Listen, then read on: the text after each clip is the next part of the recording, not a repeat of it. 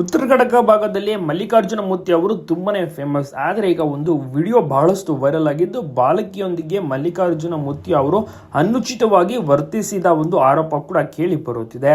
ಜಿಲ್ಲೆಯ ಶಾಪುರ ತಾಲೂಕಿನ ರೋಜಾ ಮೆಹಲ್ ಗ್ರಾಮದಲ್ಲಿ ಸಾಮಾಜಿಕ ಜಾಲತಾಣಗಳಲ್ಲಿ ಸಕ್ರಿಯರಾಗಿರುವಂತಹ ಮಲ್ಲಿಕಾರ್ಜುನ ಮೂರ್ತಿ ಅವರು ಅಪ್ರಾಪ್ತಿಯ ಬಾಲಕಿಯೊಂದಿಗೆ ಅನುಚಿತವಾಗಿ ವರ್ತಿಸಿರುವುದಾಗಿ ಹೇಳಲಾಗುತ್ತಿರುವಂತಹ ಒಂದು ವಿಡಿಯೋ ಈಗ ಸಾಮಾಜಿಕ ಜಾಲತಾಣಗಳಲ್ಲಿ ವೈರಲ್ ಆಗುತ್ತಿದೆ. ಮಲ್ಲಿಕಾರ್ಜುನ ಮೂರ್ತಿ ಅವರ ಬಗ್ಗೆ ಬಹಳಷ್ಟು ಜನರಿಗೆ ಒಳ್ಳೆಯ ಅಭಿಪ್ರಾಯವೂ ಸಹ ಇದೆ.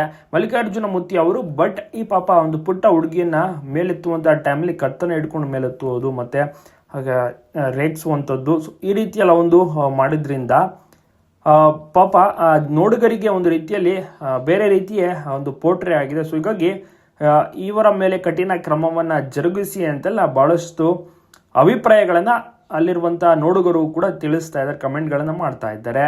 ಹೌದು, ಡ್ಯಾನ್ಸ್ ಮಾಡುವಂಥ ವೇಳೆ ಆಕೆಯ ಕುತ್ತಿಗೆಯನ್ನು ಹಿಡಿದು ಎತ್ತಿ ಮಂಚದ ಮೇಲೆ ನಿಲ್ಲಿಸುವುದು, ಮೂಗನ್ನ ಚೂಟುವುದು ಹಾಗೂ ಅಸಭ್ಯವಾಗಿ ಸ್ಪರ್ಶಿಸುವ ಒಂದು ದೃಶ್ಯಗಳು ವಿಡಿಯೋದಲ್ಲಿ ಕಂಡು ಬರುತ್ತಿದೆ.